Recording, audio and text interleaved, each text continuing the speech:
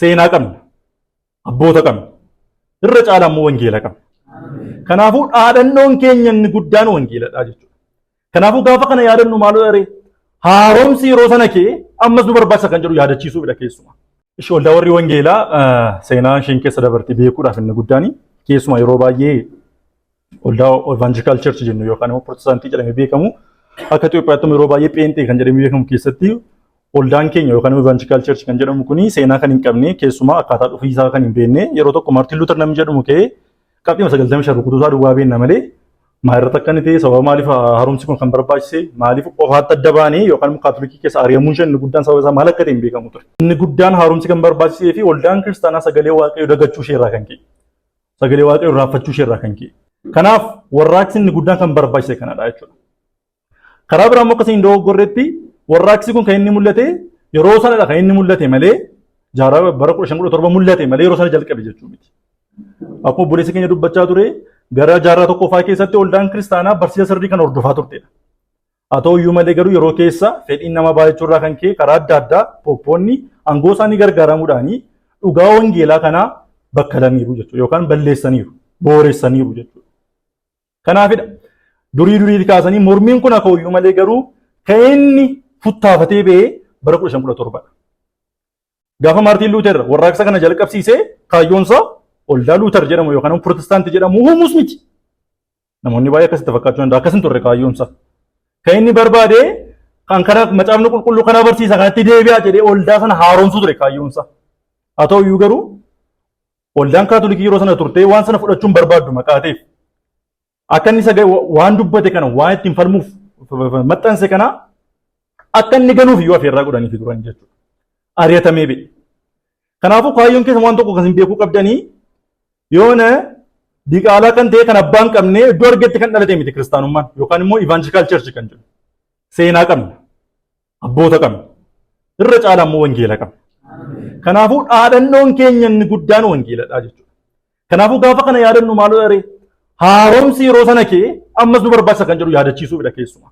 Sababiin isaa akka bara sanaa ta'uu dhiisu iyyuu malee mootummaa gargaaramtee karaa adda addaa ofii ishee yookaan immoo ofii ishee beeksisuu keessatti aangoo qabaachuu dhiistu iyyuu malee garuu yeroo ammaatti fedhiin nama baay'achuu irraa kan ka'e wangeela dhiifnee gara fedhii namaatti lallabuutti galleerra maqaa ta'eef haaromsa kana yaadachuun ittiin of haaressaa deemuun barbaachisaadha. Kaayyoon keenya inni guddaas kanadha jechuudha. Faarsaa 19:9 dargaggeessi maaliin adeemsa isaa qulqullummaatti eeguu danda'a? Akka dubbii keetti adeemsa isaa qajeelfachuudhaan eeggachuu hin danda'a. Xiimotewos ergaa Phaawulos Xiimotewos 2:3-16 Ati garuu isa barsiifamte cimsee itti amantee sana eenyuuf irraa akka barte waan beektuuf isatti qabami jiraadhu. Mucummaa keetti jalqabdee caaffata qulqullaa'aa isa Kiristoos Yesuusitti amanuudhaan akka fayyitutti ogummaa siif kennuu danda'u akka barte hin beekta. Caaffanni qulqullaa'aan hundinuu geggeessaa hafuura Waaqayyootiin caafame. Barsiisuuf, balleessa hubachiisuuf, qajeelchuuf, qajeelummaattis leenjisuudhaaf dhimma hin baasa. Namni Waaqayyoo waa gochuu kan danda'e hojii gaarii hundumaaf san qophaa'e akka ta'u hin godha. Kun sagalee Waaqayyooti. Ameen. Mataa keenya gad qabannee Waaqayyoon kadhanna. Abbaa galanni siif haa ta'u. Gaarummaa keef tola keessa guddaa sanaaf galanni guddaan siif haa ta'u. Yeroo ammaa kanatti immoo yaa Waaqayyo gooftaa dubbii sagalee kee irraa soorachuu fudhatte qabamnee jirra. Laphee keenya sadhagaa buruusa sagalee keenya caccabsuun jaalala kee fedha keenyaaf haa ta'u. Laphee siif bitamu, laphee siif gajalu nuuf laachuun jaalala kee fedha keenyaaf haa ta'u. Yaa Waaqayyo gaafan dubbadhu waan isa dubbatu utuu hin taane yaa Waaqayyo gooftaa sagaleen kee ol kee haa mul'atu. Ogummaan koo, fedhiin koo, yaadni koo gab kan jedhe haa ta'u. Yaa Waaqayyo gooftaa warra dhagaan gurra dhageettii isaanii baniif maqaa ilma kee gooftaa keenya Yesuus Kiristoosiin ameen. Eshi akkuma siree dubbannee ji'aan kololeessaa 31 kan Oktoobar 31 kan jennu keessatti obboleessi keenya akkuma dubbachaa ture gadaan Ogeestinitti namicha maqaan isaa Maartiin Luuter jedhamu gamoo waldaa kiristaanaa Wiitenberg Jarman keessatti warraaqsa eegalsiisee ture. Warraaqsi kunis aartii, siyaasa, diinagdee, barumsa, muuziqaa, ogwaaqummaa yookaan tiyooloojii kan jennu gaa'ela yookaan maatii, waldaa kiristaanaa mootummaa fi wantoota kumaataman lakkaa'aman of keessatti hammatu sochoosuu dandeenya. Garuu irra jireessi jijjiirama kanaa jireenya namoota kumaatamatti lakkaa'aman jijjiire. Abdiis kenneeraaf. Kaayyoof mirkaneeffannaa jireenya bara baraallee isaaniif ta'eera. Akka obboleessi koo sila dubbachaa ture maalidha kaayyoo? Maartiin Luuterii jireenya bara baraa waan isaaf qopheessuun hojii gaariidha jedhee yaada ture. Hojii gaariidha jedhee yaada ture. Jireenya bara baraatti galuuf kana yookaan immoo hojii seerawwan waldaan kiristaanaa sana ilaalan eeguudhaan jireenya bara baraan argadha jedhee yaada ture. Haa ta'u iyyuu malee garuu gaafa macaafa qulqulluu dubbisuu jalqabu lapheensaa sagalee waaqayyoodhaan burruusaan caccabeera. Kunis immoo warraaqsaa fi eebbanuuf ta'eera. Warraaqsa kana kan eegalchiise maal tureere? Maartiin Luuteriidha. Maaltu eegalchiise warraaqsa kana? Kaayyoon keenya inni guddaa waa'ee warraaqsa kana gaafa yaadnu maaltu eegalchiise warraaqsa kana? Yookaan riiformeeshin kan jennu kan haaromsa kana akka inni eegalu kan godhe maalodha? Akka eegalu kan godhe utubaalee haaromsa shanan kan jedhamtu jira. Innis tokkoffaa macaafa qulqulluu qofa, Yesuus Kiristoosiidhaan qofa, amantiidhaan qofa, ayyaana waaqayyoon qofa, ulfina waaqayyoof qofa kan jedhan utubaalee shanan kanadha. Akkamittiin utubaaleen shanan kun maqaawwan shanan kun akkamittiin jijjiirama kana fiduu danda'an gaafa jennu barsiisni kiristaanummaa kan irratti hundaa'uu qabuu fi aangoosaa kan ta'uu qabu macaafa qulqulluu qofa kan jedhu qaba ture. Sababiin isaa yeroo sanatti namoonni macaafa qulqulluu akka dabalataatti yookaan immoo akka barsiisa tokkotti fudhatu malee aangoo qabeesni oldaa kiristaanaa jedhanii yaadu turan. Pooppiin aangoo kan qabu jedhanii yaadu turan. Barsiisni kan hundaa'uu qabu macaafa qulqulluurraa qofa. Shaakaltiin kiristaanonni ittiin guddatuu qaban maalirraa kan qophaa'u ta'uu qaba macaafa qulqulluurraa qofa kan jedhu ture. Karaa biraa immoo fayyina argachuudhaaf maal gochuu qabna tikeetii sana bitachuu qabna kan jedhuuf immoo eeyinkoo hojii Yesuus Kiristoos fannoo irratti hojjeteedhaan qofa kan jedhu of keessaa qaba jechuudha. Ishi hojii Yesuus Kiristoos hojjete kanatti immoo akkamittiin akkam godhee fudhu yoo jedhamu amantiidhaan qofa. Akkamittiin amantiin qofa. Hojii Yesuus Kiristoos hojjete anaaf hojjeteera jedhee itti amanuudhaan fudhachuudhaan kan jedhu of keessaa qaba jechuudha. Akkamittiin danda'ama malee anoo cubbamaadha. Anoo hafuuraan du'aadha. Waaqayyo fudhee deebisuu danda'u akkamittiin danda'ama malee ayyaana waaqayyoon qofa. Kan arfan immoo kan walitti cuunfu tokko qabna jechuudha. Ishi macaafa qulqulluurraa qofa ta'e, Yesuus Kiristoos irraa qofa, Yesuus Kiristoosiidhaan qofa ta'e, amantiidhaan qofa ta'e, waan kun kan danda'amu immoo ayyaana waaqayyoon qofa ta'e. Ishi dhuma irratti goolii isaa maalodha gaafa jedhu immoo ulfina waaqayyoof qofadha. Kanadha jechuudha utubaan haaromsaa shanan kan jennu jechuudha. Isaanis macaafa qulqulluu qofa, Yesuus Kiristoos qofa, amantii qofa, ayyaana waaqayyoon qofa, ulfina waaqayyoof qofadha. Kanadha jechuudha. Ulfina koof miti, ulfina keessaniif miti, ulfina waaqayyoof qofa. Beekumsa koorraa miti, beekumsa keessan irraa miti, macaafa qulqulluurraa qofadha jechuudha. Egaa kana shanan yoo baranne yeroo hedduu fudhachuu danda'a. Waaree booda kanaaf akka ta'uuf yookaan immoo yeroo kanaaf akka ta'uuf mata duree tokko irratti haasofna jechuudha. Innis macaafa qulqulluu qofa kan jedhu jechuudha. Yookaan sola scriptura kan jennu jechuudha. የእግዚአብሔር ቃል ብቻ ሰጀኑ jechuudha. Kana jechuun qofa jechuun nutti toleetu hin taane macaafa qulqulluurraa qofa kan jedhu dhaadhannoo keenya isa guddaa maqaatiif. Barsiisa macaafa qulqulluu isa guddaa maqaatiif. Ishi macaafa qulqulluu qofa gaafa jennu maal jechuudha? Tokkoffaa qajeelfamni haaromsaa kan macaafa qulqulluu qofa kan inni kana wajjin kan inni ol qabatu ga'umsa macaafa qulqulluu fi aangoo macaafni jireenya hafuuraa keenya irratti qabu wajjinidha.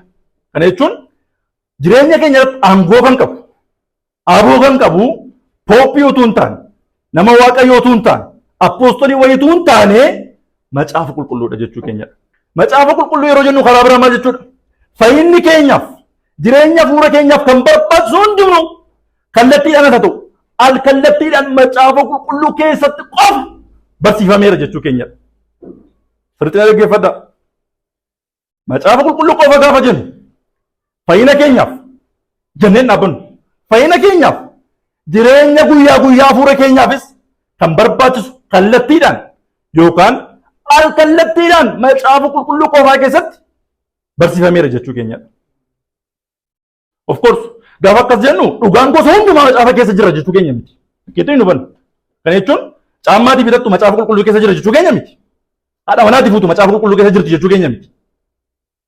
Hojii hojjettu macaafa qulqulluu keessa jira jechuu keenya miti. Makiinaatii bitattu macaafa qulqulluu keessa jira jechuu keenya miti. Garuu dhugaan fayyina keenyaaf barbaachisu macaafa qulqulluu qofa keessatti argama jechuu keenyadha. Yeroo baay'ee macaafa qulqulluu qofa gaafa jennu namoonni tokko tokko akka malee hubatu. Maal jedhu namoonni tokko tokko macaafa qulqulluu gaafa jennu qofaatti adda ba'anii macaafa duwwaa fudhatanii dubbifachuu itti fakkaata. Yookaan gaara wayii irratti ba'anii yookaan mana wayii seenanii macaafa qulqulluu qofa dubbisuudha itti fakkaata. Wanticha dubbisuun rakkina hin qabu.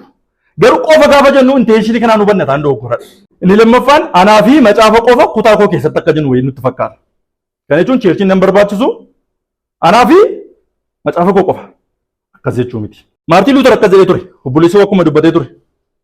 Caafata qulqulluu yookaan yaadni ifate yoo na amansiise malee ani ganuu hin danda'u. Hin barbaadus. Qalbiin koo sagalee Waaqayyootiin boojamee waan jiruuf qalbii ofii ganuun immoo sirriis gaaris miti. Kanaaf ganuu hin danda'u. Ganuus hin barbaadu. Kunoo asirra dhaabbadheen jira jedha. Waaqayyo naa gargaaru. Amiin. Gaafa asirra dhaabbadheen jira kan inni jedhu barsiisa macaafa qulqulluu irra dhaabbadheen jira kan jedhudha jechuudha. Barsiisa macaafa qulqulluu qofarra dhaabbadheen jira jechuudha. Yoo waa'ee macaafa qulqulluu hubannu gaa yookiin macaafa qulqulluu qofa gaafa jennu amaloota macaafaa yookaan immoo macaafa qulqulluu qofa gaafa jennu amaloota shanan hitoon kaasiin darbuu hin dandeenyu. Tokkoffaa eenyummaa macaafaa, lammaffaa aangoo macaafaa yookaan authority macaafaa kan jennu, sadaffaan clarity yookaan immoo gilxa mahuun ifa ta'uu macaafaa, barbaachisummaa macaafaa fi qabiyyee macaafaa dagachuun qabu. Macaafa qulqulluu qofa hubachuu fi kana shanan beekuu qabnaa jechuudha. Yoo nariifattan yoo obsa qabdu ta'e hanga dhumatti teessa hin hordoftan gaarii natti fakkaata. Amma hin danda'utti garuu ariifachuu nan yaala. Tokkoffaatti macaafni maali? Macaafni maali gaafa jennu argansuu Waaqayyoo jechuu keenya. Sababiin isaa macaafni qulqulluu gaafa dubbatu macaafni argansuu Waaqayyoo akka ta'e nutti hima. Jecha biraan maddi yookaan barreessaan macaafaa Waaqayyoo akka ta'e dubbata. Inspire kan isa godhe namoota barreessan inspire kan itti godhe yookaan immoo kan itti argame Waaqayyoo akka ta'e dubbata. Karaa biraa yeroo dubbannu macaafa qulqulluu keessatti to'annaa isaadhaan yookaan immoo gaggeessaa isaadhaan macaafni qulqulluu barreeffame jennee hubannaa jechuudha. Ximotewos lammaffaa 3:17 yeroo ilaallu yeroo ergaan kun gaafa barreeffame wareegama dura kan akka barreeffame macaafni qulqulluun dubbata. Akkaakichisa yeroo sodaachisaa akka ta'e dubbata. Garuu 3:17 irratti gaafa sila dubbisaa turre maal jedha? Caaffanni qulqullaa'an hundinuu jedha. Gaggeessaa eenyuun barreeffamaniiru? Hafuura Waaqayyootiin caafamee jedha. Isa booda immoo gassiqee maal jedha? Maaliif nama qopheessedha? Hojii gaarii hundumaafis kan qophaa'e akka ta'u godhaa jedha. Ammaaf kan irratti akka xiyyeeffannu barbaadu caaffanni qulqullaa'an hundinuu maaliin barreeffame? Gaggeessaa hafuura Waaqayyootiin barreeffame jedha sagalee Waaqayyoo. Phaawulos iddoo kanatti lakkoofsa 15 irratti yeroo sila akka dubbisnetti ati garuu isa barsiifamte cimsitee amante sana eenyurraa akka baratte waan beektuuf isatti qabame jiraadhu gaafattiin jedhu waan haaraa yookaan immoo waan dheengadee dhufe yookaan rivileeshinii dheengadee dhufe akka inni duukaa buuf yookaan akka inni caqqasuuf miti. Macaafni caqqasaa fi jirullee macaafa barreeffamee jiru abboonni isaa kan beekan kan fudhatan akka ta'e dubbata. Kanaaf maal jedha? Wanta haaraatu hin taane isa barreeffamee jiru sagalee Waaqayyoo isa barreeffamee jiru isa durii sana akka inni caqqasu ergaasaa Ximotewos lammaffaa boqonnaa 3:15 irratti nagarra. Caaffanni qulqullaa'an hundinuu Phaawulos iddoo kanatti kan inni dubbachaa jiru waa'ee kakuu moofaan of course yeroo sanatti kakuu haaraan barreeffamee dhumne maqaatiif. Haa ta'u iyyuu malee garuu Phexros lammaffaa boqonnaa 3:15 hanga 16 Ximotewos isa duraa boqonnaa 5:17 irratti gaafa ilaallu kakuu haaraanis caaffata qulqulluu akka ta'e caaqqafameera. Kan ofii keessan ilaalaa. Walumaa galatti caaffanni kakuu haaraas kakuu moofaanis argansuu Waaqayyoo akka ta'e sagalee Waaqayyoo barsiisa. Kanaaf Phaawulos caaffanni qulqulluun hundinuu Theophonistos yookaan immoo argansuu Waaqayyoodha jedhee dubbata.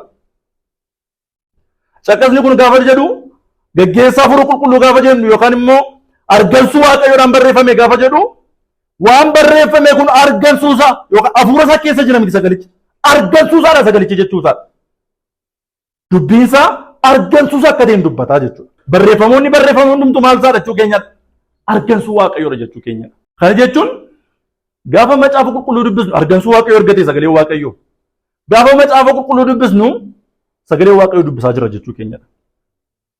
Kana jechuun Ximotewos isa jennu ergaa Roomaa isa jennu kamiyyuu gaafa dubbisnu gara Roomaatti gaafa dubbisnu kan nun dubbisaa jirru kallattiidhaan sagalee Waaqayyoo dubbisaa jira jechuu keenyadha.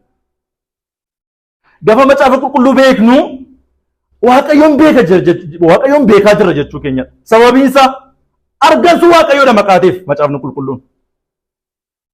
Gaafa macaafa qulqulluuf abbamuudin eenyuun didaa jira jechuu keenyadha.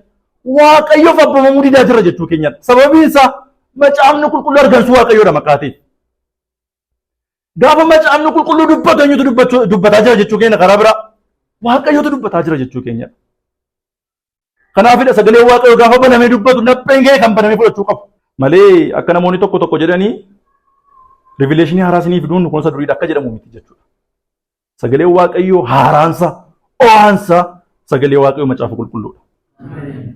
O'aansa jechuudha. Kanaafuu yoona chaanaalii wayii jijjiiruun hin barbaachisu jechuudha. Chaanaalii wayii jijjiirree isinii ilaannu tokko hin jiru. Maaliif o'aansa sagalee waaqayyoo kan ta'e kallattiidhaan kan dubbatu makaa kan hin qabne macaafa qulqulluu qofaadha. Phexros lammaffaa boqonnaa tokko lakkoofsa 20 hanga 21 yeroo ilaalu afaan Oromoo isaanii dubbisa maal no Ingiliffa isaanii dubbisa. Knowing this first of all that no prophecy of scripture comes from someone's own interpretation. For no one prophecy was ever produced by the will of man. But men spoke from God as they were carried along by the Holy Spirit. Mul'anni yookiin immoo raajiin macaafa qulqulluu keessatti mul'ate fedha namaan akka hin mul'anne. Hiika namaatiin akka hin dhufne. Sababiin isaa hafuura qulqulluutiin qajeelfamanii dubbatanii jedha macaafni qulqulluun. Hiika wal taasaa yeroo dubbisnu akkas jedha. Akka raajiin kitaaba keessa jiru kamiyyuu takkuma hiika namaatiin yookaan yaada namaatiin hin dhufne. Dursitanii beekuu qabdu. Raajiin tokkuma fedhii namaarraa hin dhufne. Garuu namoota waaqayyootu hafuura qulqulluutiin qajeelfamanii dubbatan. Keerit ta'anii geggeeffamanii dubbatanii jedha. Gaafa kana jennu saamma mana tokko keessatti raajii dubbatamutu hin taane raajii macaafa qulqulluu keessatti dubbatame. Maaliidhaan qajeelfamanii hafuura qulqulluudhaan qajeelfamanii dubbatanii jedha. 66 keessa raajii jiru jechuudha. Eshi Maatiyoos boqonnaa 22 lakkoofsa 29 hanga 32. Waa'ee caafata qulqullaa Yesuus yeroo dubbatu akkas jedha. Caafatni qulqullaa humna waaqayyoos waan hin beekneef irraan irraa kaattu.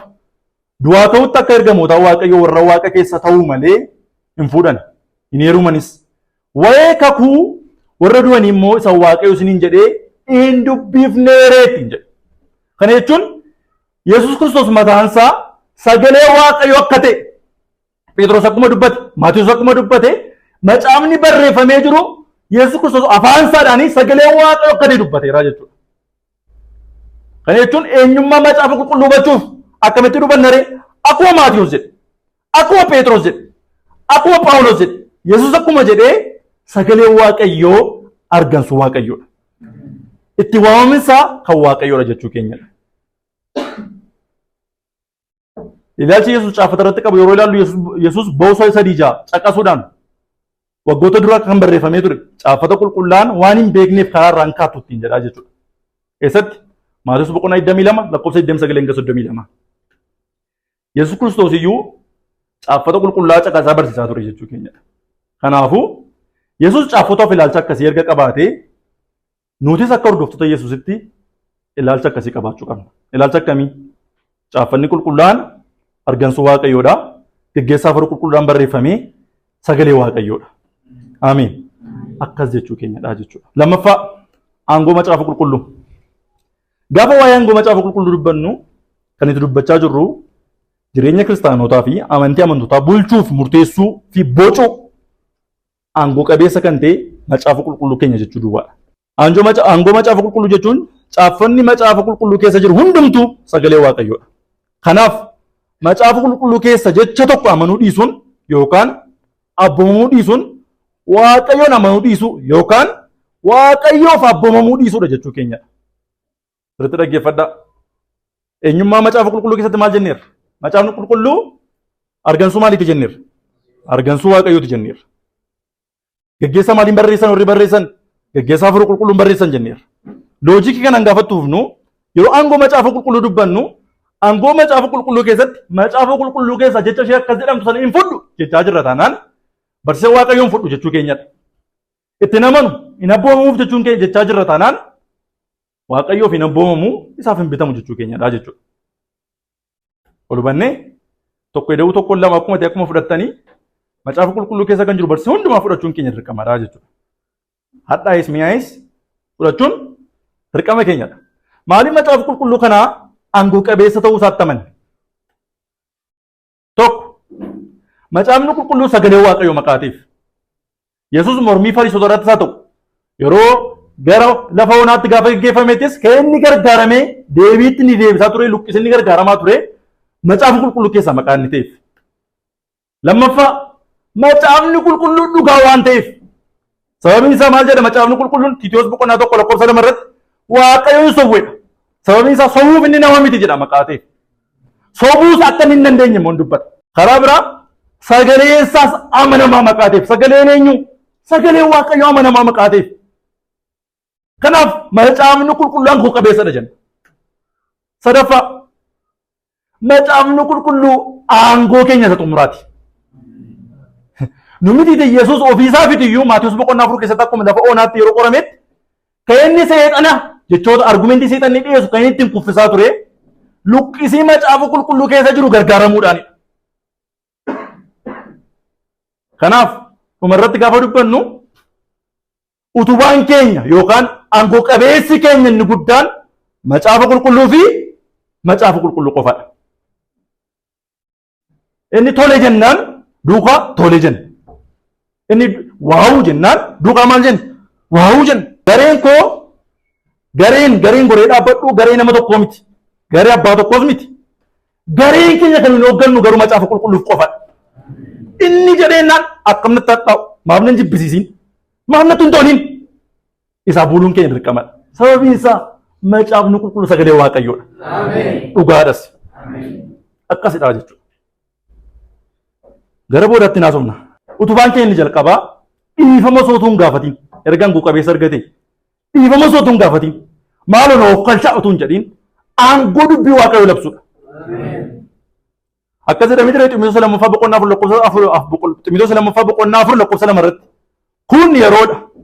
Kun yeroo miti utuu hin jedhin qophaa'ee argame. Nama balleessa isaa hubachiisi ifadhu obsa hundumaan gorsi barsiisii jedha. Dubbichas maal godheedha gubbaarratti immoo lallabii jedha. Kun yeroodha yeroo miti utuu hin jedhin karaa biraa maal ta'e argame qophaa'ee argame. Zabooda kamiifis balleessaa isa hubachiisuuf. Sababiin isaa gaafa balleessaa hubachiisu fedha keessa koodhaan kee garuu akka sagalee waaqayyoo jedhutti isa ifatamuu qabu ifannee isa qajeelchuu qabu qajeelchinee aangoo isaa lallabuun dirqama keenyadha jechuudha. Kanaafuu dhiifama osoo hin gaafatin gaafan jedhu dubbii koo dalgana hin harkifatina. Fedha mataa keessanii dubbattanii dhiifama sin gaafadhu. Dubbii waaqayyoo lallabaa jira hin jennu.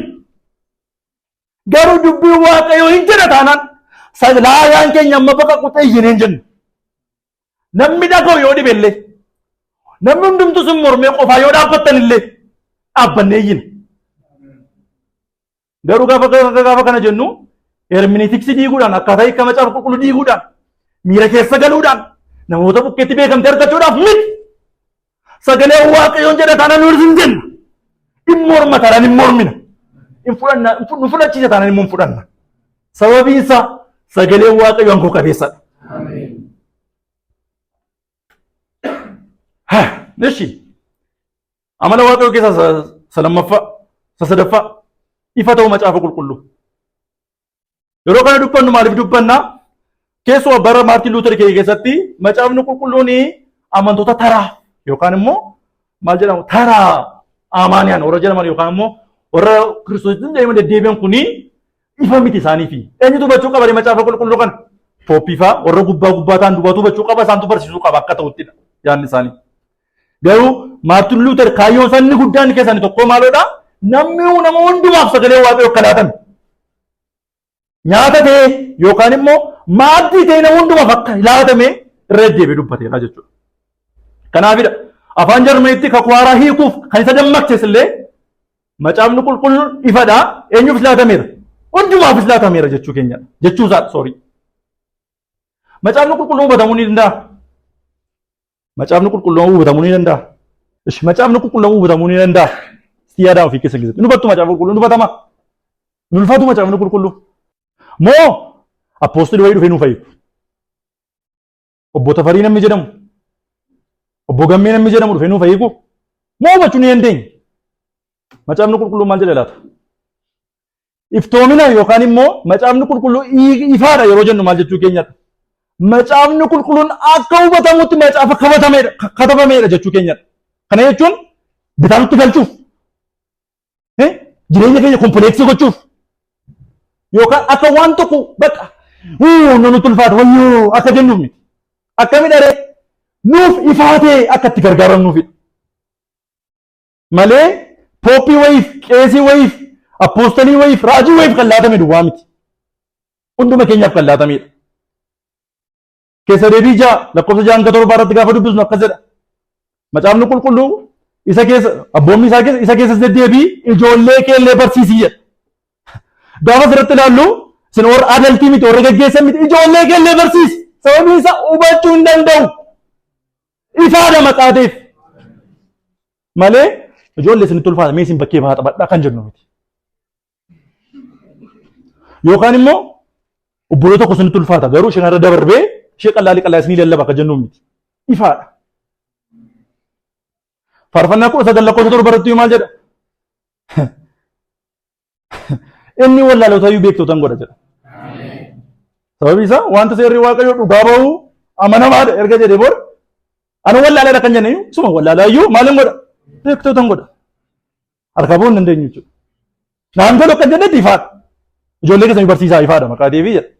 Ishaan wallaalaadha kan jennettoo inni beektotayyuu godha jedha.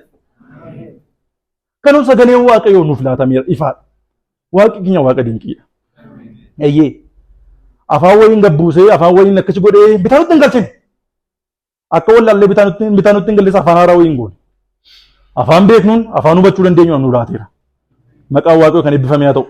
Qorontos isa duraa boqonnaa 2 lakkoofsa 14 hanga 16. Isa hubachuu hin danda'u. Namni foon isa hubachuu hin danda'u. Namni hafuuraa garuu maal godha? Waan hundumaa inshallagaa jedha. Nama hafuuraa gaafa jennu sirriitti dhaggeeffadhaa. Soo manfas nuuf jennu tun taane hafuuraan namni gaggeeffamu. Hafuura namni of keessaa qabu. Hafuurri waaqayyoo isa keessa buufate namni jiru. Waan hundumaa maal gochuu hin danda'a? Shallaguu hin danda'a. Maaliin shallaguu danda'a garuu? Sagalee waaqayyoon shallaguu hin danda'a. Kanaafiyyuu kilaaritiin isaa ifaadhaa bilisa na'u. Wallaalota beektotan godhaa isa duwwaa akkan jenneyyuu isaaniyyuu shallaguu hin dandeenya wantoota. Barattiin shallaguu hin dandeenya. Barsiisattiin shallaguu hin dandeenya. Namattiin shallaguu hin dandeenya. Orbachaa irra miti. Sababii isaa maal jedha? Waan hundumaa jedha. Gaafa fuunu yoo manaa keessatti shallaguu dandeenya. Warri heerumtanis. Aannan fuudha maqaa ta'e. Warri heerumtanis.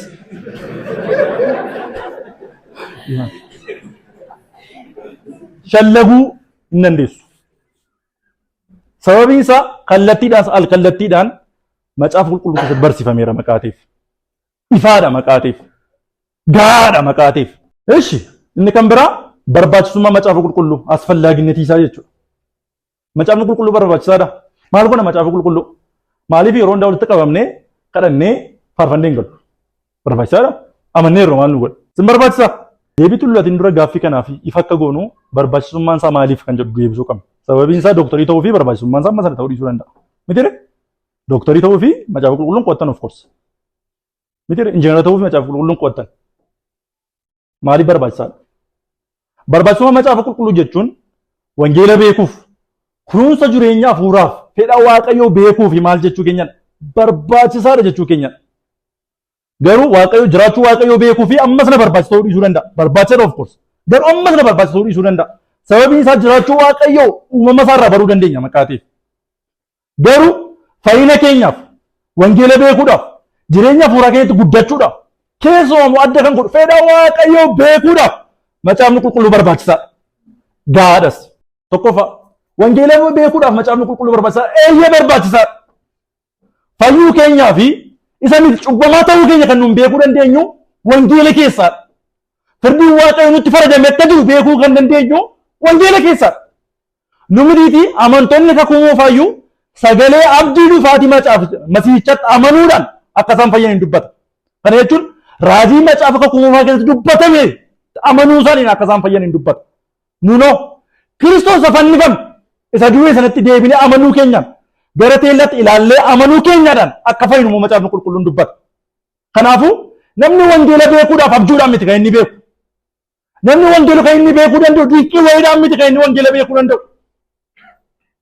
Namni wangeela kan inni beekuu danda'u motiveeshinii spiikii yookaan immoo waan nama dammaqsu tokko dubbachuudhaan miti.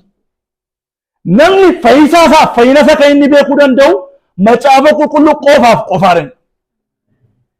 Isa duwwaanidha. Namni Yesuusitti kan hin amanuu danda'u sagaleen Waaqayyoo wangeelli macaafa keessatti barreeffame gaafa lallabamu qofadha. Kabbaar nu ayinu garuu liqimsaa. Sababiin isaa bartii keenya keessatti ani koo abjuu kootti argeen hin amane. Namoonni jedhu ni jiru. Abjuu isaanii gaafa ilaallu immoo yookaan immoo achi du'ee gaafa gama sana ga'een deebi'e xooniin ga'een deebi'e jiru. Garuu macaafa qulqulluu jiin gaafa madaallee ilaallu waan sun dhugaadha. Inni koo dhugaa miti kufaa. Macaafni qulqulluus gaafa barsiisu amantiin sagalee Waaqayyoo irra qof akka ta'e dubbata. Isa kan mamannare. Saabaluun jedhudha moo isa Waaqayyoo jedhudha. Kamtu nutti qallala laata? Of course nutti immoo kan qallalu kan namni jedhe amanuudha. Ni miyaas. Nama sodaachisas. Ani akka achi dhaqee warqeen argee gaafa jedhamu miya. Of course hin miya. Garuu wangeela beekuudhaaf kanuu irraa barachuu qabnu, kanuu irraa dhaga'uu qabnu macaafa qulqulluu qofadha. Roomaan 10 lakkoofsa 13 hanga 17 gaafa dubbistan 13 kaasan gaafa 17 dubbisa hanga gara dhumaa isaa duwwaan dubbisa. Egaa amantiin dhaga'uu irraan dhufa. Wanti dhaga'uun ta'u immoo maal keessaan beekama? Dubbii Kiristoos keessaan beekamaa jedha. Yesuus Yohaannis boqonnaa 10 lakkoofsa 6 irratti Yesuus akkas jedha. Karichi dhugaanis jireenyis anaa yoo ta'e malee eenyuyyuu gara abbaa dhufuu hin danda'u jedha. Kana ol bukkee yeroo qabnee ilaallu amantiin maal keessaa argama? Sagalee Waaqayyoo keessaa argama jenneerraa. Inni Yohaannis boqonnaa 10 irratti gaafa dubbatu immoo jireenyi illee dhugaan iyyuu karaa koo yoo ta'e malee hin jiru jedha. Karaan isaa kun immoo karaa kam mul'ate gaafa jennu karaa kamii mul'ate? Karaa macaafa qulqulluu mul'ate. Ameen. Yaa malee itoo Waaqayyoo akka namoota tokko cakkaanyiituma ta'e diktaatariituma ta'e irratti dhumneerra. Keessumaa namoota hiyyoos akka keenyaaf namoota waan beekne akka keenyaaf rakkisaadha. Sababiin isaa beekumsa sana bukkee ga'uu hin dandeenyu. Waaqayyo garuu arjaaf qulqullaa'aa maqaa ta'eef karaa sagalee isaa wallaalootaaf, gowwootaaf, hiyyeessotaaf laachuu jaallateera. Akkuma Maatewos keessatti dubbatu jechuu keenya. Barbaachisoo macaafa qulqulluun lammaffaa kunuunsa jireenyaa hafuuraaf. Yesuus Maatewos boqonnaa 4 lakkoofsa 4 irratti keessa deebii 8 lakkoofsa 3 caqasuudhaan akkas jedha. Namni nyaata duwwaadhaan hin jiraatu. Dubbii afaan Waaqayyoo keessaa bahu hundumaan malee. Sirriitti ilaala. Namni nyaata duwwaadhaan hin jiraatu. Isa booda maal jedha? Dubbii afaan Waaqayyoo keessaa hundumaan malee. Maaliidhaan malee? Hundumaan. Dhagaartuun sirriitti. Hundumaan. Dubbii afaan Waaqayyoo keessaa kan beekamidha. Macaafa 66.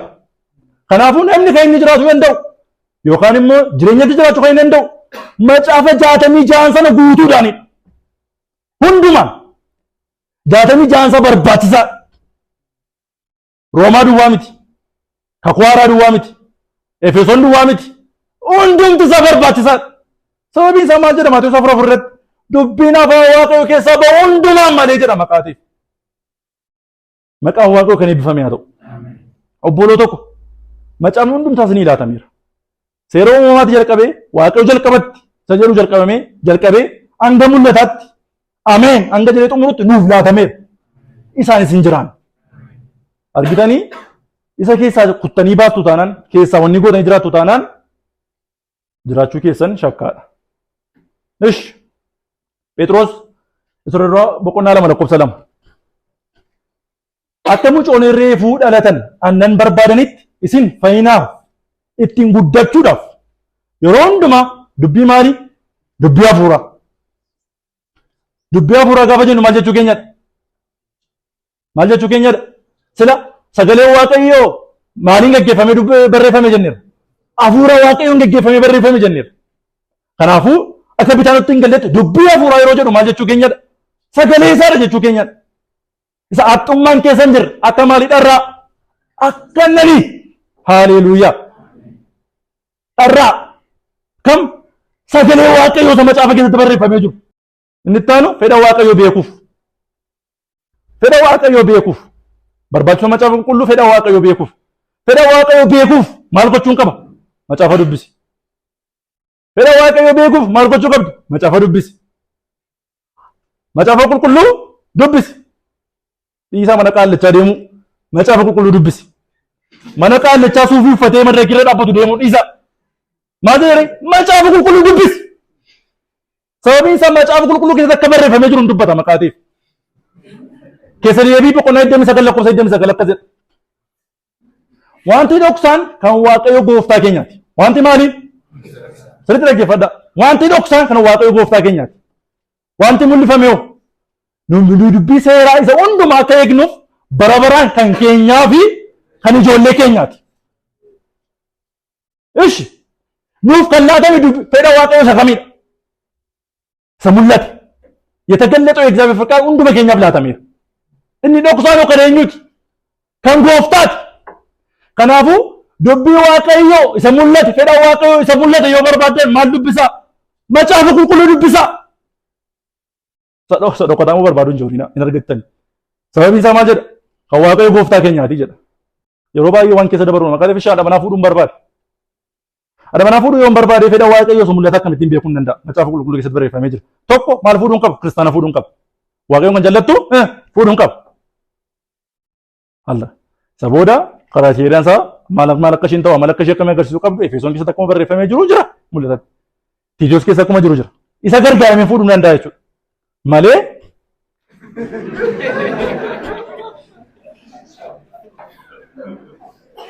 Ishi macaafa qulqulluu agas mara barbaachisa miti. Maaliif jiraachuu waaqayyo baruuf. Yeroon akka jedhu cirraashii barbaachisa miti jechuu koo miti. Bantiin waaqayyo ulfina waaqayyo hin himaa jedha macaafni qulqulluu. Kanaafuu uumamni isaa maqaa jiraachuu waaqayyo dubbatanii fi waaqayyoon beekuuf uumamni gaadha jechuu keenyadha. Macaafni qulqulluun waaqayyo jiraachuu isaatiin beekuu miti jechuudha maqaateef. Garuu warra isaa amananiif garuu special revelation yookaan immoo hariiroo gadi fagoo isaa wajjin akka qabaannuuf nu beeksisa jechuu keenyadha. Seera naamusaa beekuuf macaafni qulqulluun hangas barbaachisaa miti. Sababiin isaa Roomaa boqonnaa 2 lakkoofsa 14 irratti hojiin seerichaa abbamamuu garaa isaanii keessatti akka facaafamee jiru isaanii agarsiisu jedha. Maal isaanii keessatti barreeffamee jira maqaateef? Garaa isaanii keessatti barreeffamee jira maqaateef. Yeroo kana jedhu maal jechuudha? Revelation ani lama jira. Tokko mul'ata addaa fi mul'ata olii galaa. Mul'ata olii galaa yeroo jennu mul'anni olii galaa uumama dabalatee jiraachuu waaqayyoo ni agarsiisa jechuu keenya. Mul'ati addaa garuu kan ittiin adda bahuu danda'u yookaan kan ittiin argachuu dandeenyu macaafa qulqulluu qofanidha. Sababiin isaa Ibroota keessatti gaafa dubbatu bara dhumaa kanatti immoo karaa ilma isaatii maal godhe nutti dubbate jedha maqaateef. Maaliif immoo gaadha? Ximiteos 2:16 maal jedha? Hojii gaarii hundumaaf kan qophaa'e akka ta'u hin godha. Hojii gaarii maaliif? Hundumaaf. Hojii gaarii hundumaaf gaa akka taanu hin godhaa jedha. Kanaafuu hojii gaarii hundumaaf qophaa'u akka taanuuf macaafni qulqulluun gaadha. Phexros lammaffaa boqonnaa 1 lakkoofsa 3 karaa macaafa qulqulluu yookaan karaa sagalee isaa dinqisiisaa kanaanii wanta nu barbaachisu hundumaa maal taaneerra arganneerra. Kanaafuu macaafni qulqulluun guutuu nu gochuudhaaf beekumsatti jireenya hafuuraa keenyatti nu barsiisuudhaaf balleessa nu hubachiisuudhaaf nu qajeelchuuf qajeelummaattis nu leenjisuudhaaf gaadha. Macaafni qulqulluu gaafa dubbatu iddoo ammaatti hojii gaarii macaafni qulqulluun nun qopheessineef tokko illee hin jiru. Sababiin isaa maal jedha? Hojii gaarii hundumaaf jedha maqaateef. Ga'umsa guutummaa kan qabu guutummaatti qophaa kan ta'e akka nu gochuu kan danda'u sagalee waaqayyoo qofadha. Maaliif guutuu nu gochuuf gahaa ta'e yoo jennee akkuma sirrii dubbanne tokko maal jenneerra? Sagalee waaqayyoodha jenneerra. Dubbii afaan isaa keessaa ba'uudha jenneerra. Isaayyaas boqonnaa 55 lakkoofsa 11 maal jedha? Dubbiin afaan koo keessaa ba'u wanta ani fedhe hojjetee wanta ani itti ergees utuu hin raawwatee malee harka duwwaa gara kootti hin deebi'u jedha maqaateef. Kana jechuun dubbii sagalee isaa jireenya keenya keessatti kan barbaachisu hundumaa osoo hojjetiin gara isaatti deebi'uu hin danda'u. Hojii gaarii nu keessatti jalqabees amma dhumaatti fiixaan baasuu hin danda'a. Karaa maalii? Karaa sagalee isaati. Maal gargaaramuudhaan? Ayyaana waaqayyoodhaanii jechuu keenyadha. Meegaa luqqisiiwwan amma ammatti ilaallee loojikii isaa gargaaramu. Tokkoffaatti maal jenni? Macaafni qulqulluun argansuu waaqayyoodha jenneerra.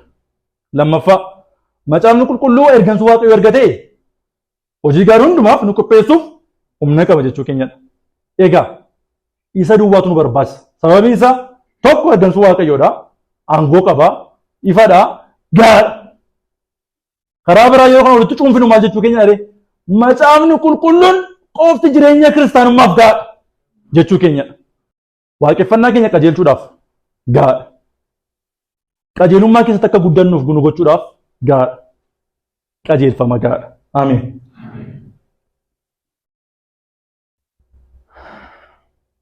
Nama ta'uu maal akka ta'e baruu yoo barbaaddan, yeroo hunduu eessan naqa yoo jechuu baruu yoo barbaaddan, jireenya keessatti hiikaa Waaqayyoo akkamittiin argachuu hin danda'a yoo jettan, kan hundumaaf caaffanni qulqulluun gaadha. Qabiyyee macaafa qulqulluu. Sirriitti dhaggeeffadha. Qabiyyee macaafa qulqulluu yeroo dubbannu yeroo baay'ee waan nu rakkisu keessaa ofii keenya giddu galeessa godhannee qabiyyee macaafa qulqulluu gochuu keenyadha. Kana jechuun yeroo namni macaafa qulqulluu keessa yeroo dubbisu macaafa qulqulluu keessa ofiisaa barbaaduun yookaan macaafa qulqulluu keessa hundumaa keessa ofii kootu jira jedhee keessa barbaaduun rakkina guddaa nuti ta'e. Efesoon yoo dubbarreeffame anadha. Maatota yeroo dubbatame anadha. Eshi deebinee kakuu mukaa keessa anadha. Takka keessa baane illee Saamsoon illee anadha jechuu barbaanna. Garuu macaafni qulqulluu waa'ee keenyadha. Macaafni qulqulluun waa'ee ofii keenyaa waa'ee keenya miti. Macaafni qulqulluun waa'ee Yesuus Kiristoos qofadha. Goonni macaafa qulqulluu keessatti barreeffamee jiru nu miti. Isin miti. Gooftaa keenya Yesuus Kiristoos duwwaadha. Seenessaan macaafa qulqulluun hiiroon macaafni qulqulluu Waaqayyoodha. Malee isin miti. Ani koo akkasi. Ani koo akkasi. Ani koo akkana. Ani koo akkasi. Akka jennuun miti. Garuu akka midhaane inni akkasi. Inni akkana. Inni koo akkas godhe akka jennuufidha malee. Macaafni qulqulluun nuufidha malee ergaan isaa inni guddaan nu miti. Garuu ergaan isaa nuufidha. Garuu ergaan isaa nu miti. Macaafni qulqulluun guutummaa guututti waa'ee Waaqayyoodha. Adda durummaan immoo Yesuus Kiristoos nu akeekkachiisuudha yookiin immoo akka isa beeknu nu gochuudha kaayyoon isaa inni guddaa. Malee gammee kan beekuun macaafa qulqulluu qoruun nan gaafatu. Waa'ee koositti immoo dhaqimee Efesoon boqonnaa tokko dubbifadhu hin jedhu. Waa'ee Waaqayyoo beekuuf macaafa qulqulluu dubbisuun gara dirqamadha. Yesuus Kiristoos gaafa dubbatu yoo akkas jedha caaffatan qulqullaa'oo keessaa jireenya bara baraa qabna jettanii waa yaaddaniif caaffatan qortuu jedha. Ilaala dhaggeeffadhaa caaffata qulqullaa'oo keessa jireenya bara baraa qabna jettanii waa yaaddaniif caaffatan qortu. Caaffonni sunis immoo eenyuuf dhugaan ba'u? Anaaf dhugaan ba'u. Gaafan jedhu maana miti. Isinis akkuma kana isin miti jechuudha. Garuu eenyuuf dhugaa ba'u? Yesuusiif dhugaan ba'u. Waa'ee isaan dubbatu. Yohaannis boqonnaa 5 lakkoofsa 46 maal jedha? Utuu isa Museen caafetti amantanitti amantan ta'e utuu itti amantu ta'e anattas immoo amantu turtan jedha. Sababiin isaa Museen waa'ee eenyu caafe maqaateef? Waa'ee koo caafe maqaateef. Namoonni tokko jiru Musee macaafa qulqulluu dubbisanii bakka goonni inni guddaan Museedha si'u. Mitire kanaaf akka Museen ta'a jedhu. Anis jedheera gaafa xunnummaa kooti gaafan guddadhu akka Museen ta'a. Of course garuu nama dadhabaa keessa ayyaan mul'ate tokko agarra. Hojii Waaqayyoo hojjete tokko agarra. Nama dadhabaa nama giingee gaa gochuu kan danda'u. Nama ajjeesaa ture sana qulqulleessaa ofii dura dhaabuu kan danda'u Waaqayyoon agarra isa keessatti. Fayyisaa araara qabeessa akka ta'e agarraa jechuu keenya. Qolaasa boqonnaa tokko lakkoofsa 8 yeroo dubbisnu ishee jalqabaa duwwaan sanii dubbisa sa'aatiin nan gooma qaate nu eenyu hin labsina jedha. Isuma hin labsina. Nu eenyuma hin labsina. Isuma. Dogoggoroota gurguddoo. Isti kana ilaalu. Keessumaa nan ivaanjelikal yookaan immoo warra wangeelaa kana hin jedhamne keessatti dogoggora macaafa qulqulluu hubachuu keessatti rakkina guddaa jira. Tokkoffaa Lord Recovery Church yeroo jennu yookaan immoo LSM yeroo jennu. Macaafni qulqulluu qofaadha utoo jennu isaan garuu macaafa qulqulluu qofa utuu hin taane eda'uu barsiisa Witnesslii jedhanii amanu. Witnesslii akkas jedhe. Witnesslii akkas dubbate. Akkas godhe. Akkas ta'e yoo jennate dogoggora guddaa keessa jira. Lammaffaa toora Joovaa Witnessii. Macaafa qulqulluu eda'uu Watch Tower Society dabalatu. Barreeffama Watch Toweriidhaan barreeffamu. Isa dabalatanii macaafa qulqulluutti ilaalu malee macaafni qulqulluu qofa gaadhan jedhan. warra Adventistii immoo jiru. Keessuma gara Wallaggaatti ni baay'atu. Isaan immoo macaafni qulqulluu eda'uu mul'ata Ellen White jedhu qofaasaa miti. Yoo dabalachuu qaba. Kan ishee mul'ata ishee dabalachuu qaba maqaa ta'e. Yoo isheen hiikte malee. Yoo ishee irratti raajje malee. Yoo ishee irratti mul'ata wayii dubbatte malee kan jedhu of keessaa qabaa jechuudha. Inni lammaffaa warra wangeela badhaadhinaa yookaan word of faith jedhamanii warra beekaman. Isaanoo macaafa qulqulluu eda'uu mul'ata isaanii. Mul'ata yeroo jennu revelation jechuudha. Obbolo tokko macaafa qulqulluu hubachuu hin dandeessan. Revelation yoo jiraate malee. Haleluuyaa. Yoo jedhan malee ta'u.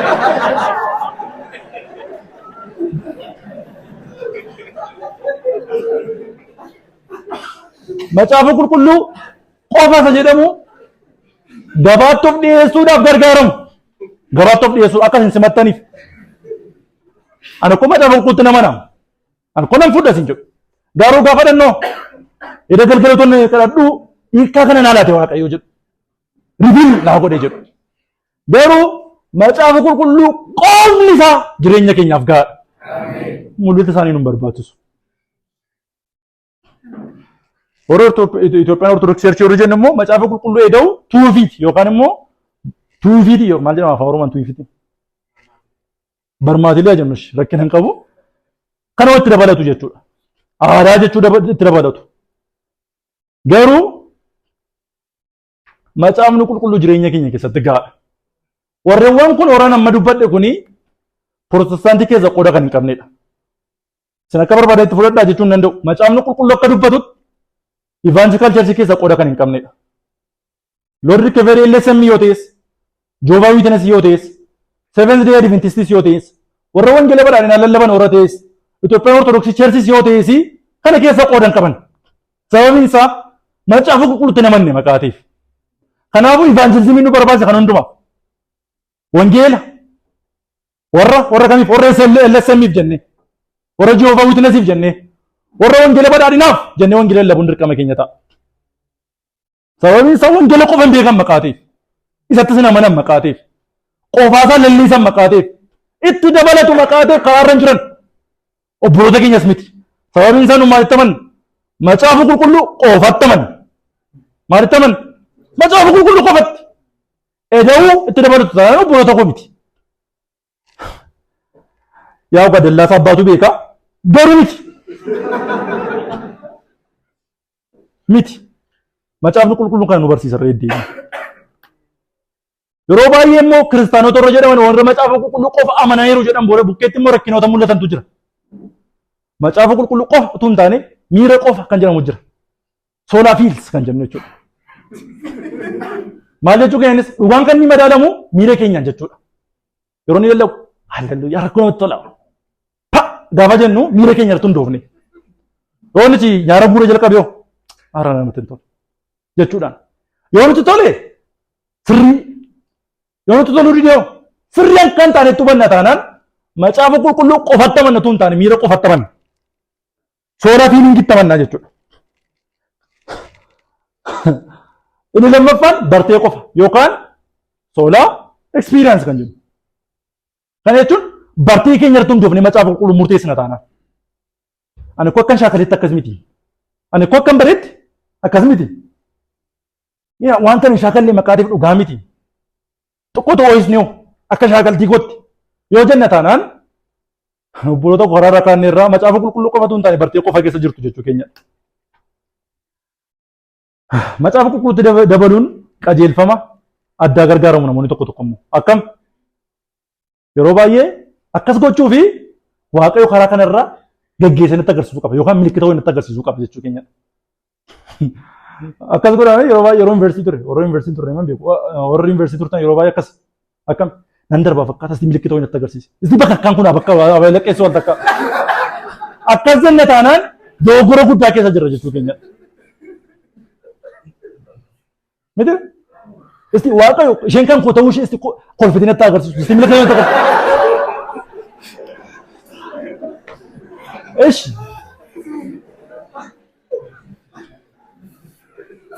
Akkasiin ta'an dogoggora keessa jirra. Karaa biraa macaafni qulqulluun gahaa miti namoonni jedhan tokko tokko jiru. Akkamidha? Maaliif macaafa qulqulluu waa lallabdu yeroo hundumaa? Maaf diraamaa wayii ittiin daballu?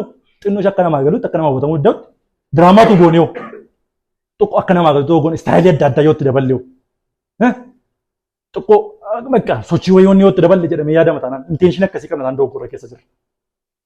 Macaafni qulqulluun nama fayyisuuf qofaansaa ga'a. Namoota harkisuuf qofaansaa ga'a. Re'oota bakkeetii harkisuu fi diraamaa adda addaa fayyadamuu ni danda'a ta'a. Of course ni danda'ama. Garuu hoolota harkisuuf sagalee waaqayyoo duwwaa ga'a. Macaafni namoonni tokko tokko ma jiru. Macaafni qulqulluu gahaadha garuu jajjabinaaf akka ta'utti jiru mini akka namoonni jajjabanitti motiveeshinii wayii itti daballee. Ati ispeeshaalidha yoo ittiin jennee. Ati addadha yoo ittiin jennee jedhu.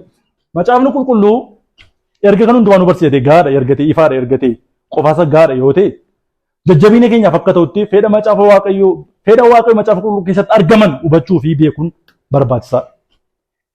Sababiin isaa wanti dhoksaan kan waaqayyoo akka ta'e dubbata. Wanti mul'ifamee jiru dubbii sagalee isaa keessatti akka inni mul'atee jiru macaafni qulqulluun dubbata maqaatiif. Kanaafuu jireenya keenya keessatti qofummaa yookaan immoo soora scripture baruuf shaakaluu fi dhoksaa waaqayyoo isa mul'ate isa macaafa qulqulluu keessatti mul'ate qoruuf baruuf yeroo hundaa dharra'uun barbaachisaadha. Keessumaa maal jedha faarfataan Daawit dubbiin kee miilla kootiif ibsaadha jedhaan daandii koo irratti ifa jedha. Kanaafuu ibsaa isa ta'e dubbii isaa kana yeroo hundaa dharra'uun daandii isaa irra deddeebi'uun barbaachisaadha. Lammaffaan jireenya keenya keessatti dhiibbaa guddaa akka inni fidutti sodaa scripturaa sirriitti amanuuf tokko macaafa qulqulluutti dabaluu dhiisuudha. Barreeffama kamiyyuu qajeelfama kamiyyuu shaakala addaa kamiyyuu macaafa qulqulluutti dabaluu dhiisuun barbaachisaadha. Sababiin isaa waan tokko ittiin dabalinaa waan tokko sirraan hir'isinaan jedha maqaatiif sagalee waaqayyoo. Mul'ata 22:18 jedhan 19 yoo ilaalle dubbii sagalee waaqayyootti namni dabalee adabbii waaqayyoo kan itti dabalamu yoo irraa hir'ise immoo jireenya bara baraa kan irratu macaafni qulqulluun dubbata. Kana gaafa jennu barsiisni Kiristoos gahaa akka hin taanetti hubanne barsiisa mataa keenya, ekspiriyaansii mataa keenya, miira mataa keenyatti dabalatanaan karaa dogoggoruu irra jirra. Abboonni keenya kan itti lubbuu dhaban kan itti aarsaa ta'an irraa ka'aniirra jechuu keenyadha. Seenaa waldaa kiristaanaa irraa gargar baaneerra jechuu keenyadha. Waaqayyo immoo karaatti akka deebinuuf nu gargaara. Kanaafi Qorontoos inni duraa boqonnaa 4:6 akkas jedha. Wanti caaffanni qulqullaa'an jedhu gararraa hin darbinaa jedha. Waaqayyo kana nu gargaara. Sagalee waaqayyoo yookiin macaafa qulqulluu sirriitti hubachuudhaaf yaada garaa keenyaa yeroo hundaa haareeffachuudhaan of diddiiruudhaan waaqayyotti dhiyaachuun barbaachisaadha. Roomee boqonnaa 2:2 irratti akkuma dubbatu. Qolaasaa 3:6 akka jedhu immoo dubbiin Kiristoos akka badhaadhummaa isaatti isin keessa jiraatu jedha.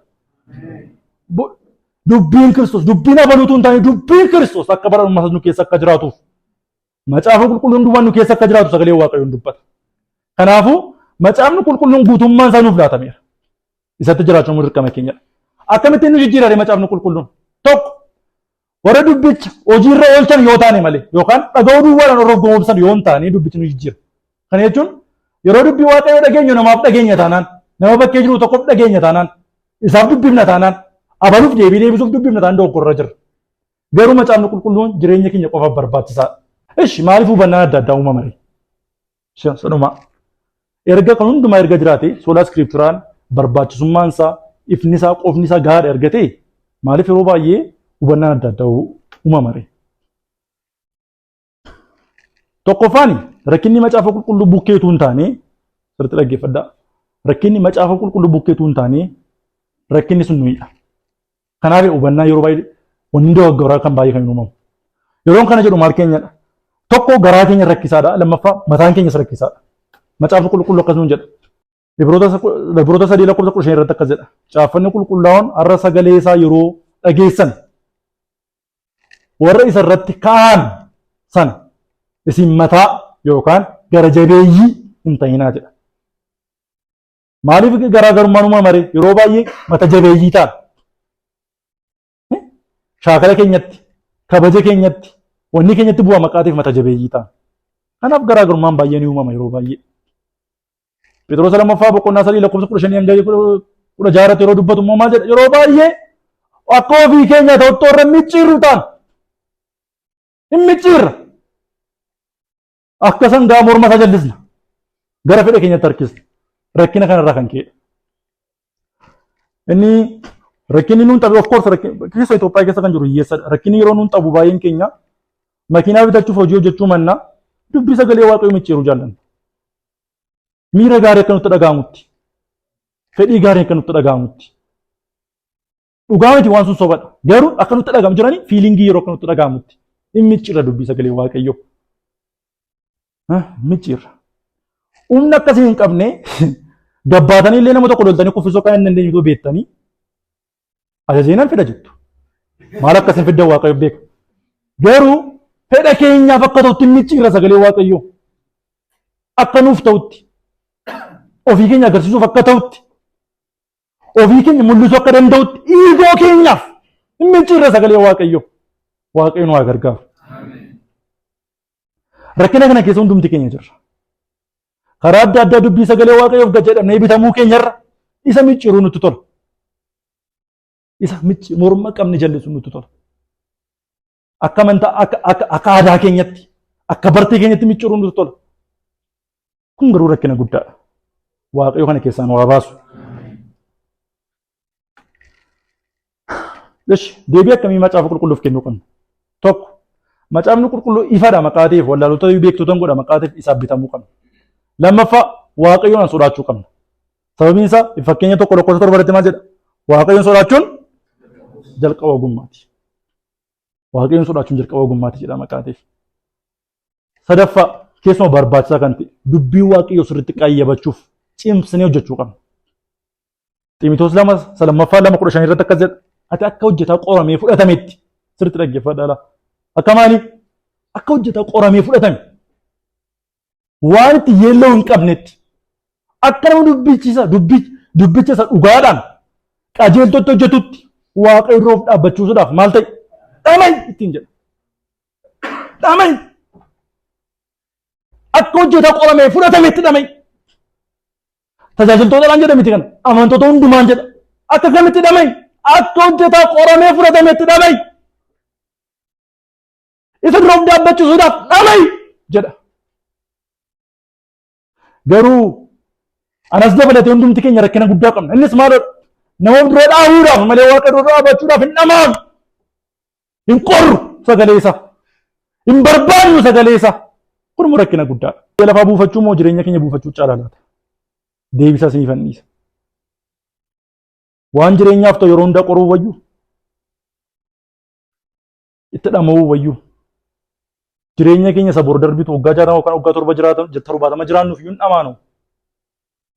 Umurii waggaa 17 mana barumsaatti hin dabarsina. Qabeenya horachuuf hin fiinna. Biizii ni taana jireenya biyya lafaatti. Garuu kan hundumaa irra kan caalu tokko jira. Innis maalodha? Waaqayyo dura of dhaabbachiisuudhaaf dhama'uudha. Waaqayyo nu haa gargaaru. Saduma inni sadaffaan dubbii Waaqayyo sirriitti qayyabachuuf cimsanii hojjechuudha. Hojii ergamootaa boqonnaa 17 lakkoofsa 11 irratti akkas jedha. Sadumaa duwwaasanii dubbisa gara dhumaa. Guyyaama guyyaatti horii Tasalonqee maal godhu? Guyyaama guyyaatti horii Tasalonqee caalaa jechuudha. Guyyaama guyyaatti macaafa qulqulluu maal godhu? Hin qoru turanidha. Hin dubbisu turan hin jedhu. Maal godhu? Hin qoru. Isteedii nu godhu jechuudha. Sirriidha hoo? Waan dubbatame kun sirriidha. Dhugaa ta'uusaa beekuudhaaf. Waan dubbatame kun dhugaa ta'uusaa beekuudhaaf guyyaa guyyaatti hin qoru jechuudha. Malee akka girrisaa akka maqaa namni tokko jedheef duukaan bu'an. Sirriidha waan kun. Obbolo tokko waan kun waan lubbuu waan du'aaf waan jireenyaa. Mitiire kana miti taaksii yaabbannu ilaalle yaabbanna. Asii kaatanii atoobistara taaksii deemuu yaabbattan lafa kaatanii piyaasaa deemuuf karoora qabdu taanaan. Inni ilaaltu. Warri baasii fayyadamnu immoo lakkoofsa ishee illee ilaalla. Erga akkas ta'e dubbii dubbata hundumsa sirrii akka ta'e dhugaa akka ta'e qorree ilaalu nu barbaachisa. Sababiin isaa hunduma irra hin caala maqaateef. Jireenya ofii buufachuun hunduma isaa irra hin caala. Waaqayyo nu haa gargaaru. Luqqisi kana dubbisnee hojii Waaqayyoon kadhanna. Ammas akkas jedha. Gara dhumaa duwwaasanii dubbisa. Dubbicha lallabii kun yeroodha. Kun yeroo miti tun jedhiin qophaa'i argame. Amiin. Waaqayyo isin haa gargaaru. Namni waa'ee soolaa iskiripcharii sirriitti hubachuu yoo barbaaddanii iskiripcharal loon kan jedhu kan James White'dhaan barreeffame yookaan immoo God's word የእግዚአብሔር ቃል ብቻ yookaan immoo God's word alone kan jedhu yookaan immoo iskiripcharal loon kan jedhu RCS Foliaan barreeffamee ilaaluu dandeessu. Garuu waan tokko isinitti himuun barbaada gara dhumaatti. Wanni isa rakkina qaban nagaamanii sagaleen koo waan tokko isinitti himuu nan barbaada. Jireenya keenya keessatti biyya lafaa buufachuurraa Waaqayyoon buufachuun yookaan jireenya bara baraa buufachuun ni caala. Akka jedhamee diree Luqaasiif Maatewos keessatti gaafa dubbatu namichichi waan qabu hundumaa gurguree Kiristoos duukaa bu'uu akka inni filate hin dubbata. Kanaafuu jireenya keenya keessatti Kiristoos duukaa bu'uun barumsa keenyarra, doktorummaa keenyarra, qabeenya keenyarra hin caala. Kun immoo kan inni mul'atee jiru sagalee isaa keessattidha.